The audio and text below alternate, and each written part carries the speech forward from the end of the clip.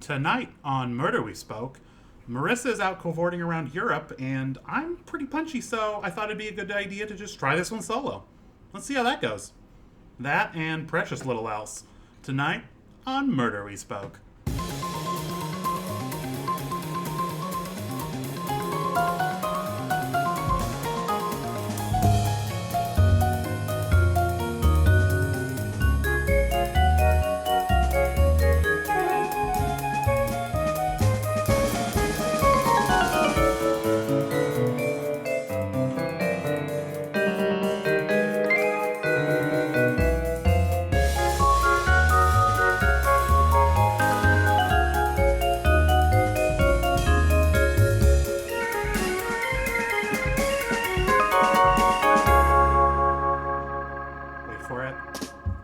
Hey guys, welcome back to Murder We Spoke.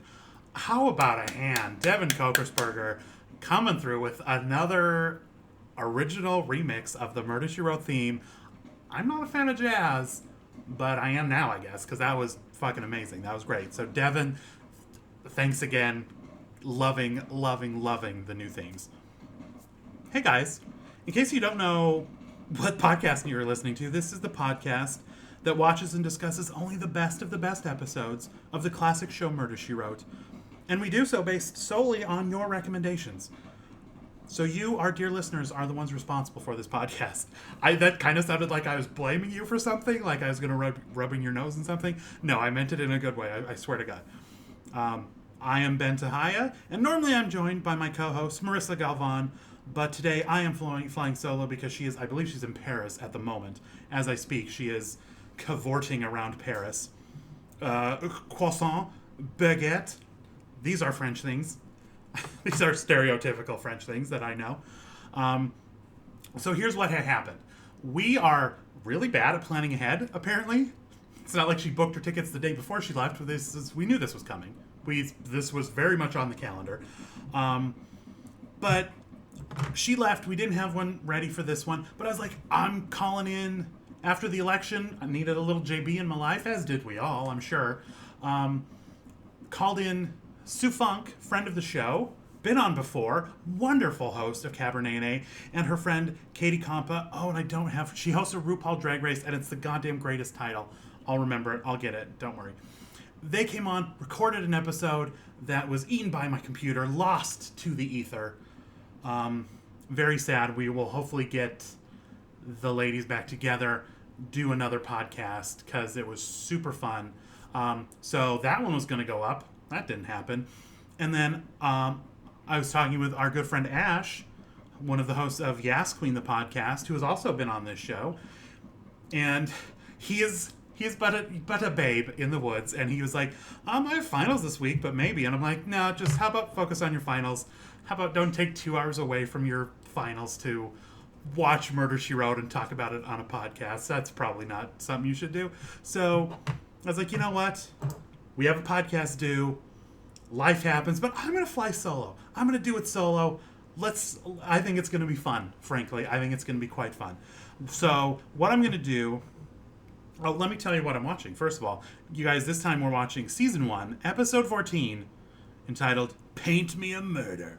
It was originally aired on February 17th, the year of our Lord, 1985, and it was recommended by @RenMiked from Twitter, and he recommended it, he or she. I think it's a he, and I don't know. Just because I see Mike, I assume it's a dude. But RenMiked, if I'm not mistaken, has recommended stuff in the past that we have watched and has not let us down. I could be wrong. I mean, we have not been let down once, so if he has recommended something, it was not a letdown. But RenMike recommended this episode for 2 reasons. One, JB's insufferable friends, love, and the Joker, Cesar Romero himself. So I'm very excited to watch this episode. I have not watched it yet.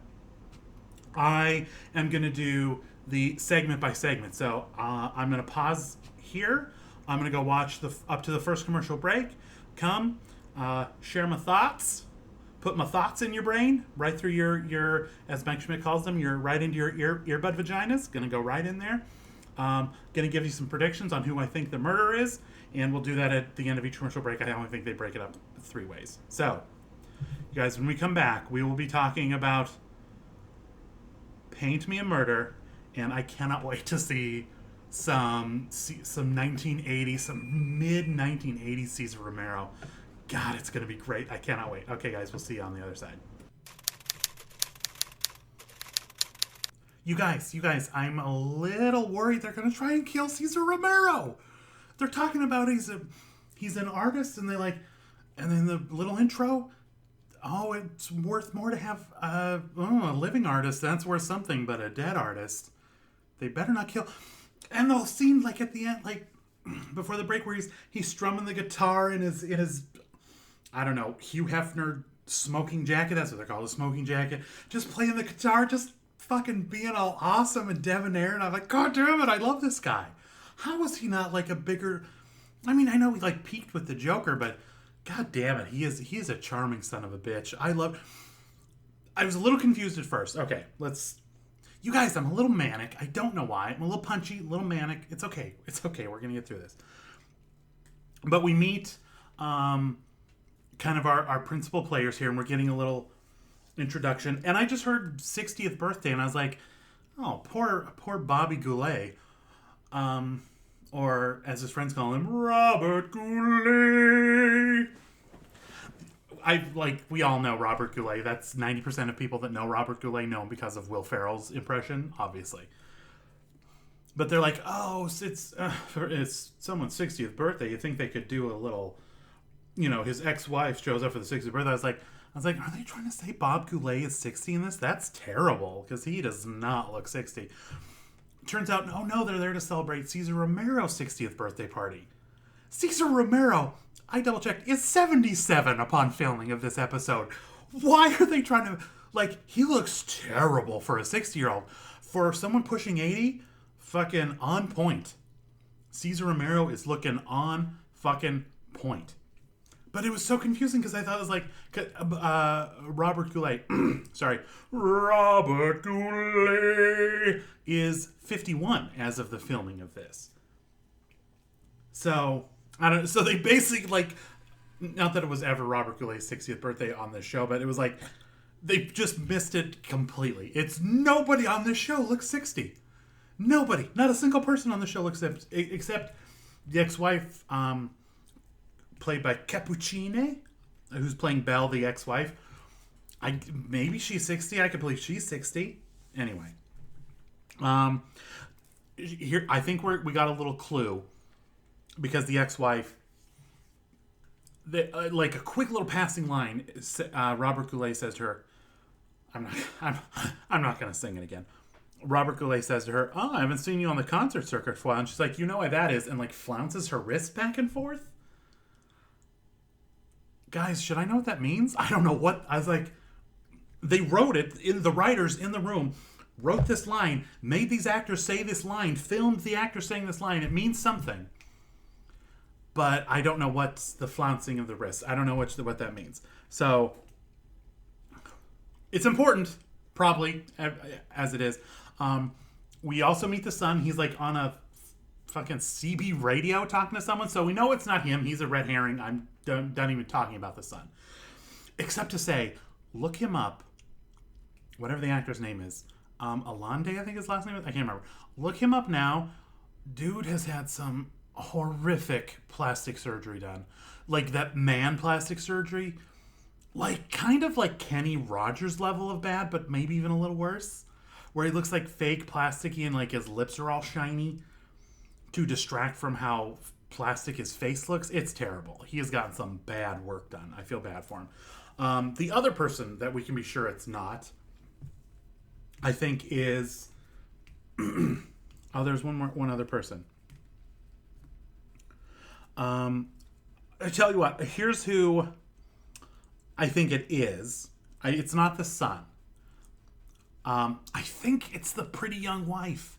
Because, I'm the biggest critic in the world of a May December romance. I know it's small-minded of me, whatever.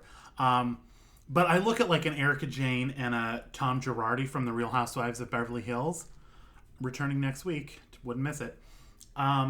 Where clearly, he's 100, and she's like the Venn diagram of their interests. Like she likes to talk about like, oh, we just sit at dinner, we just have so much to talk to, and we have so many similar interests. It's like your boobs. Those are the two similar interests you have. Your big fake boobs. Stop. You and this ancient man who's like a high-powered attorney in Los Angeles, and you sing electronic dance pop hits half naked. Yes, you must. The discussions that go well into the night, they must be fascinating. They have zero in common. They have nothing in common. And I just think, like, especially when they're this severe, like Tom Girardi, who's in his 70s, and Erica Jane, who's in her late 30s, early 40s. I don't know. She wears a lot of makeup there. Who knows how old she is under there? Alexa, how old is Erica Jane? She's thinking about it. Erica Jane is 30 years old. She is not 30 years old. That is a dirty, dirty lie. She's not so much a regular 30 as she is a drag queen 30. Oh, that can't be right. She's married to a guy who's 100. Okay, I hate their relationship. I hate their marriage.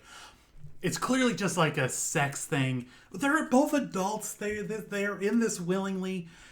She takes her little gay glam squad, flies around, performs to groups of 20 people at nightclubs. Her little, very dismissive of me. Her little like, electronic dance hits, and in return, he gets a blowy every now and again. Like, it's a relationship they all have.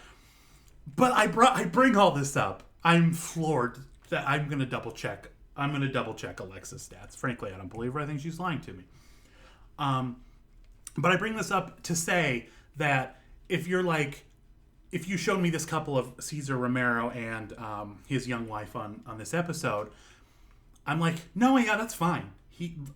Look at this motherfucker. Yeah, he could get anybody he wants. Like, he's a suave, debonair motherfucker. Yeah, I believe it. That accent, like the fancy clothes, like it works on him. If you've not seen Erica Jane's husband, that wrinkly old fart, I mean, come on, like, there's no comparison. So I'm just saying, like, this May-December relationship, I'm on board with, I'm fine with 100%. But the way that she was, like, beckoning to him, like, come here, I got a shot for you, luring him in so someone could drop the thing on him. Oh! And it took her a long time, is the wrist thing, because the ex-wife, Cappuccine, God, I hope I'm saying that even kind of right. Cappuccine, she couldn't push that heavy stone because she had her flouncy wrist. I think it's the wives. I think maybe it's just because we've seen enough of these where the ex-wife, the woman who's cheated on, goes crazy and kills a bunch of people for no goddamn good reason. And that's just how the writers worked in the 80s. I don't know. It's not just one ex-wife. I think it's both. That's my theory. That's what we're going into now. Let's see. Oh, the other person it can't be is Robert Goulet, because we saw his cigarette brand on the floor before the person pushed it off. So the red herrings that we get in the first, before the first commercial break, obviously those are false. So yeah, not believing any of that. So it's not Robert Goulet. It's not the other person I said it's not. I'm losing it. Anyway, so those we can be sure it's not. Oh, and the son. That's who we can be sure it's not. And then we get this bald British dude who's like, oh, I know of J.B. Fletcher only by reputation. I find most women writers, especially the mystery writers, to be cold fish. Fuck you, dude. Jessica Fletcher lands in a helicopter on the beach. Fucking badass. I hope she puts that piece of shit in his place. I hope he's like, I'll tell you who the murderer is. And she's like, wrong, bozo. It's X, Y, or Z. What I want out of this episode is Cesar Romero to live. I want him to live to the end of the episode. I want to watch 45 minutes of his glorious face. And I want J.B. Fletcher to put Baldy fuck nuts. Baldy bumblefuck. That's what I'll call him. Baldy bumblefuck. I want her to put him in his place. These are the things I want from this episode. So predictions. It's the ex-wives. And now we got to get back to C, because at the intermission, Bob Goulet was drowning in 6 inches of water. And like, he was on the beach fishing, and we look back and he's drowning literally in 6 inches of water, and I'm rounding up. So I can't wait to see how this plays out. We'll see you guys on the other side. Guys, it's okay. Turns out Bob Goulet is fine. He just had a heart attack and fell in the water. That makes more sense. I thought he was drowning. I did not know what was happening. Okay. So they get him on the helicopter back to the mainland to get some medical help. I did forget last time to mention the new painting by Diego, which is a real big downer. I didn't need to see the painting of 3 starving children. Not what I'm here for at all. But it's still somehow better than the weird bust of Diego, that weird guy who lives on the island, who's like a sculptor. I don't know what's happening there. He's trying to bang Margot, Cesar Romero's wife. That's all I know about him. It's weird. I feel like he's just the reddest of red herrings, because it's like he doesn't really fit in. I don't really care. He's just like this real like C character that's I'm not going to talk anymore about him because I don't think he means anything. But we do get a little bit of a face-off between JB and the inspector. And the great thing about episodes like this is everyone is a suspect, where it's like it's a closed-off universe, and it's a very limited set. It's very old-timey radio. We're trapped in the mansion, and one of these people is the killer. It's very much like that, because they said, like, okay, there's like this little inlet or whatever where you can like take a small boat, maybe get up on the island, whatever. But it's pretty much, no, you're not getting on this island. You got a helicopter, so it's one of the people that lives here or that's visiting here. So Cesar Romero enlists Jessica, but in doing so, I love how he's got like, how many wives on the island does he have? Next time, but well, my first wife when she died and blah blah blah. And then he's like, I created this island to commune with my god. I was like, which god is that that's allowing you just to have this string of wives that get younger and younger, apparently. But anyway, Cesar Romero, you get a pass. I just thought that was funny. But JB is enlisted, as we all knew she would be, to investigate who's trying to murder him. And she goes up and finds the cigarettes, the Robert Goulet cigarettes, and the clever, it's a left-handed pulling the matches. Again, I still feel like he's a red herring, like he's either being framed, because not only is there there's 2 cigarette butts, the match, he could not have left more evidence. Unless he tagged the thing that said Robert Goulet was here. He left so much evidence. I feel like he's being framed. So I still don't think it was him. Belle, oh, sweet, sweet Belle, who was crying. She was she was playing the piano, looked over, saw Margot looking at Cesar Romero the way she used to, and she was just so torn apart, and she couldn't keep playing. And I'm like, oh, maybe she's not. It was really, she's very good. I like that lady. But it was very sincere, and I'm like, it doesn't seem very killery to me. I don't know. And then you have this other young lady who's relationship to this is what? She just works for some foundation maybe that helps kids.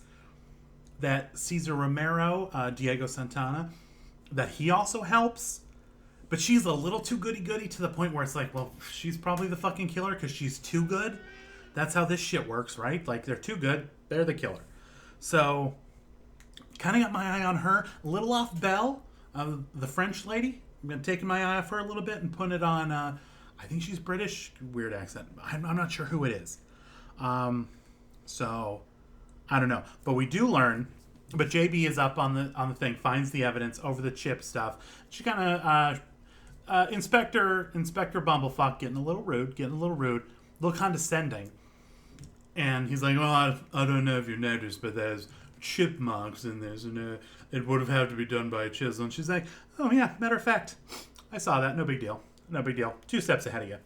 Actually, it's kind of weird that you didn't see all this other evidence. It's weird that I had to find it and you didn't, but no big deal. I mean, no one's really paying attention. I wouldn't worry about it.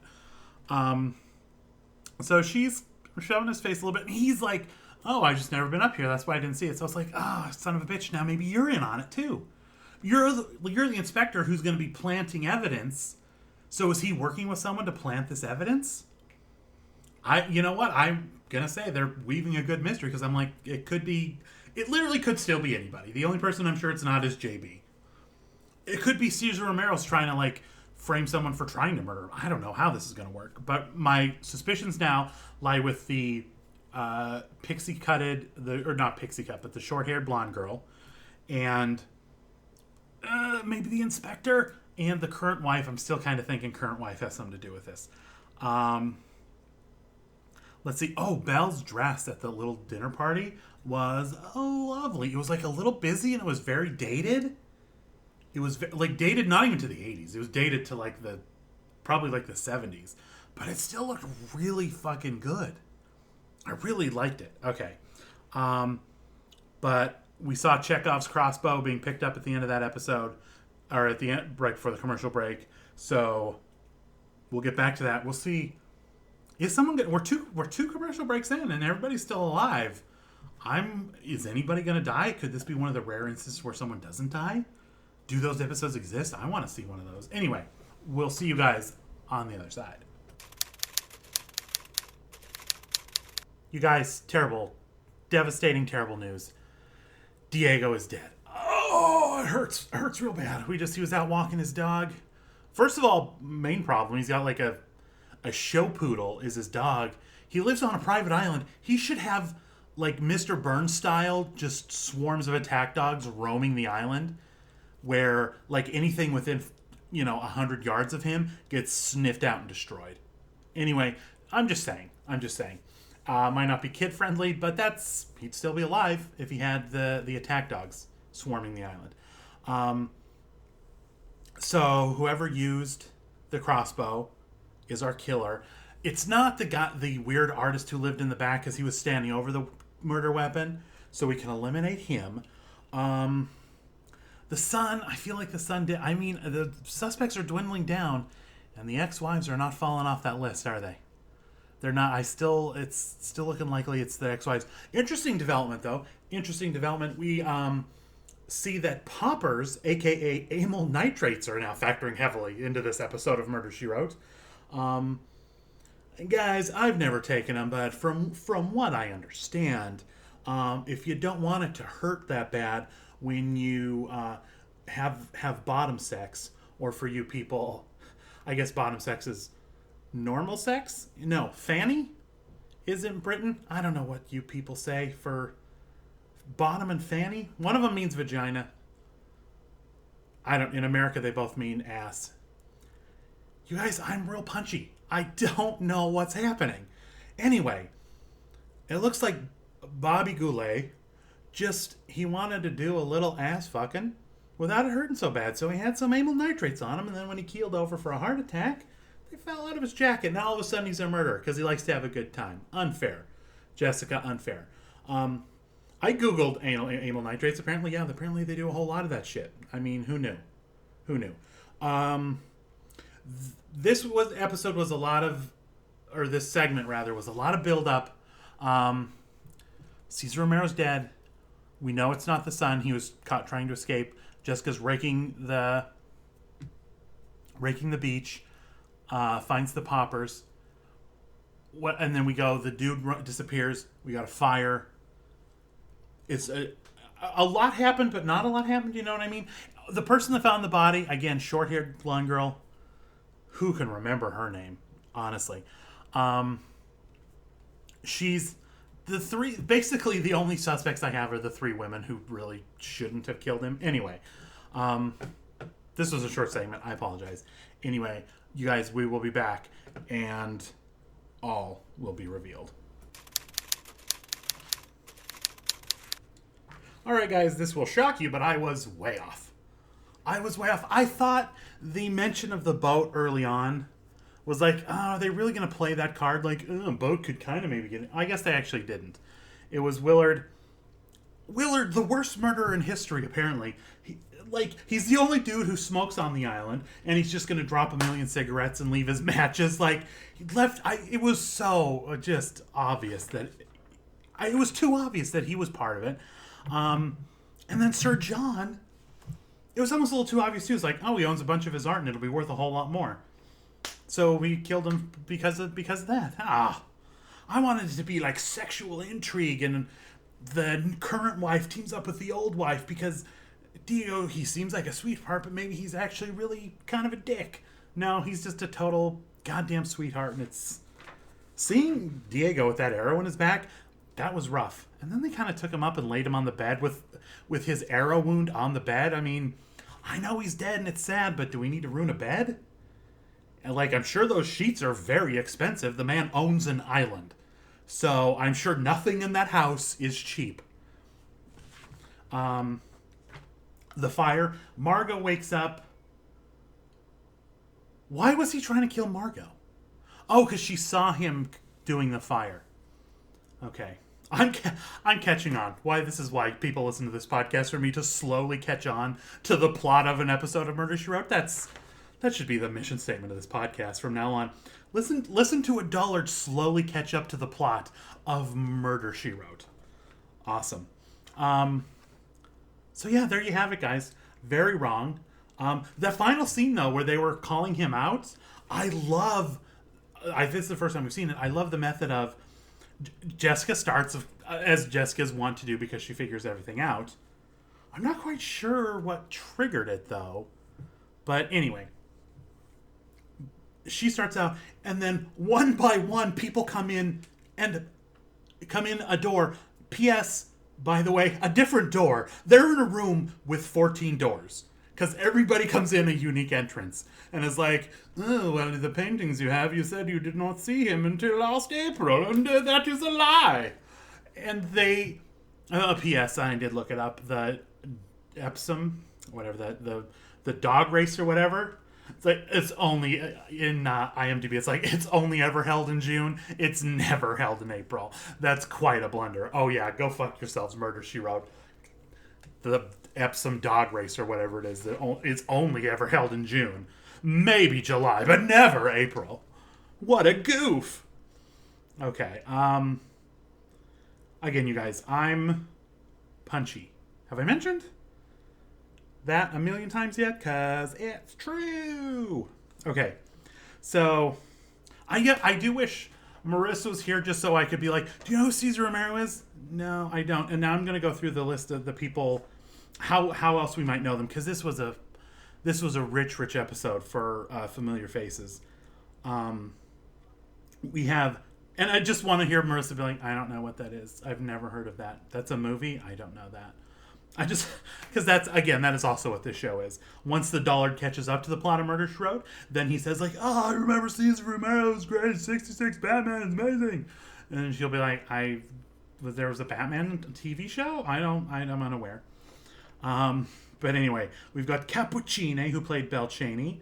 Again, probably pronouncing that name wrong, but it is like a one name, like a Cher, just way harder to pronounce. So I do appreciate that. But she played Simone Clouseau in The Pink Panther. She was Renee in What's New Pussycat, and even got to share the screen with one of the all-time greats, John Wayne, alongside Stuart Granger, who played our murderer, Sojourn Landry. They were in a... just because we listened to the song a million times growing up, I'll give you a hint as to what the movie was. Where the river is winding, big nuggets they're finding, north to Alaska, go north, the rush is on. You guys, it's North to Alaska is the movie. I've never seen that one, and I need to watch it immediately because I want to see, although it looks like an older John Wayne, so like I'll definitely recognize Belle. I want to see her in other stuff. I want to see young Belle.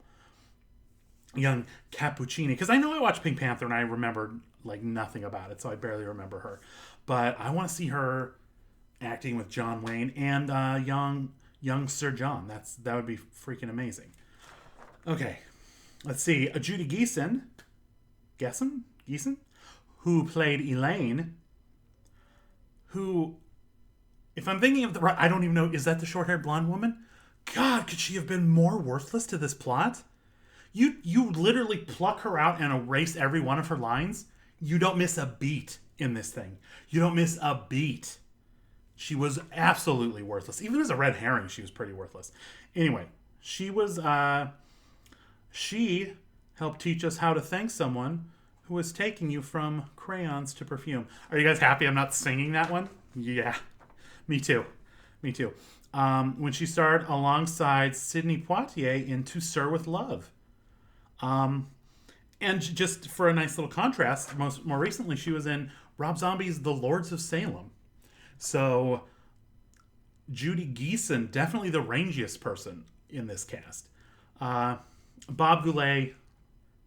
I feel like Robert Goulet, he's most famous for playing Robert Goulet and everything. He had a very long career, like acting career on TV and stuff, but I feel like later on in his career, he just played Robert Goulet a lot. Like in Scrooge, I think we all remember that. But I feel like that was the latter half of his career was just playing himself for comedic effect. Two excellent comedic effect, don't get me wrong. Let's see. Oh, and this episode was one of the very last acting roles that Cesar Romero had. He did another Murder, She Wrote episode in 1992. So this was like the third to last acting role he had. And then in 1992, he did... Or in 1994, the year he died, he did another Murder, She Wrote in 92. And then he did a movie called The Right Way in 1994, which wasn't released till 1998. And he passed away in 1994 at the age of 86. So sad. But again, at 77, dude's looking good. Dude is holding up exceptionally well. Anything else? Oh, the outfit Jessica solved the murder in, that little... I mean, it can only be described as a couch pattern, which usually when you put a couch pattern on like a dress and a blouse, it looks terrible. But goddamn, that was looking good. Murder She Wore on Instagram said the name of the thing, and I should have my phone next to me so I could actually look it up. But she told us the actual name of what it was, and it's amazing. So yeah, Murder She Wore on Instagram. You guys should definitely be following her if you're not. Let's see. I think that's it. Let me just close out by saying, you guys, it is Christmas time, so if you want to get like a little sticker, a card or something, or a shirt, like a little Murder, She Wrote something, click the link in the podcast bio here and head over to the Redbubble store. Not only do you get to help the podcast, but you can get some cool Christmas shit for people. You know, it's just like a card or a little sticker to seal up the envelope on their Christmas card. That's pretty cool. Anybody in your life that likes Murder, She Wrote, which should be everybody. If you have someone that doesn't like Murder, She Wrote, you cut them out. You cut them out like a cancer, and you do it today. What are you waiting for? But anyway, go there. If you're just more in the giving spirit, there's also a link to donate to the show. Merry Christmas. Okay. Let's see. Other nice things you can do. This is the part where we just ask you for a bunch of stuff. This is fun. You can turn it off now. I don't blame you. You won't get to hear another one of Devin's. It's not a new one. It's an old one, but it's still a good one of his themes. But anyway. Let's see. Remember, guys, we only do the show based on your recommendations. So send us those recommendations or any thoughts, questions, concerns, queries, or regards to @MurderWeSpoke on Twitter, on Instagram, and Snapchat. Can you send stuff on Snapchat? Don't know how it works. Marissa's not here. That's her deal. So if you can, send it there. If not, there's a million other ways to send it. Murder We Spoke on Facebook. MurderWeSpoke@gmail.com. So, goddamn, so many ways. Like it's a lot to maintain. 87 different social media accounts. So you guys take advantage of it while we still have the goddamn energy to do it. It's listing them off. I feel like, oh my god, this is exhausting. Okay. And if you want a heads up about the next episodes we're going to be covering, follow us on any one of those when we try and put them out a couple days beforehand so you guys know what episode to watch. Let's see. Oh, and if you're wondering why I was feeling especially musical this episode, you guys might remember several months back, I feel like it was over the summer, maybe even before the summer, Joel B. New was doing a Kickstarter to do a Murder, She Wrote EP, and a Cabot Cove EP, based on the book titles written by Jessica Fletcher in the series. And he was even nice enough to let everybody vote on what titles he was going to turn into songs. And so you guys helped fund this thing. You helped pick the songs that were going to be on it. And as of the recording today, that motherfucker is done. It is out. You can listen to it now, and I have been all day, and it's goddamn amazing. I can't say enough about it, and we want to get Joel on the show ASAP. We'll get him on very soon. He's very busy promoting. His album just came out, so he's very busy. But we will get him on the show and chat this up. But you guys, in the meantime, definitely, wherever fine music is, it's on Broadway Records. You can go to BroadwayRecords.com and buy it right through there. Like, you guys, it's so good. It was picked up by a legit record label. Like, that's how incredible this thing is. So get on it.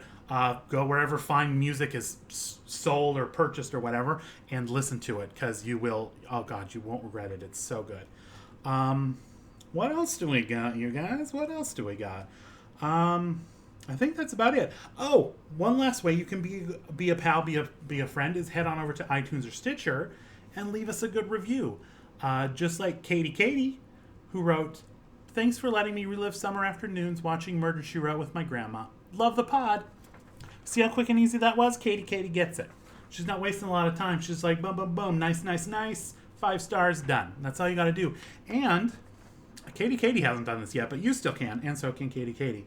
If you do leave us a review, all you got to do is screenshot it and send it to one of the 17 addresses I listed earlier, and we will send you out a little thank you. So do that. All right, guys. I swear to God, Marissa will be back next week, or hopefully next week. We might put this another one out really early to wash the taste of this out of your mouth. I don't know, maybe. But she will be back next time. We will be in full force. We've got some guests coming up that'll probably happen in the new year. We've got our Chipotle Murder, She Wrote party, burrito party coming up. So 2017 is gonna be awesome, and thanks to you guys for making it possible. And we will see you then. Until next time, you guys remember, do all the good you can for all the people you can in all the ways you can for as long as ever you can. Toodles.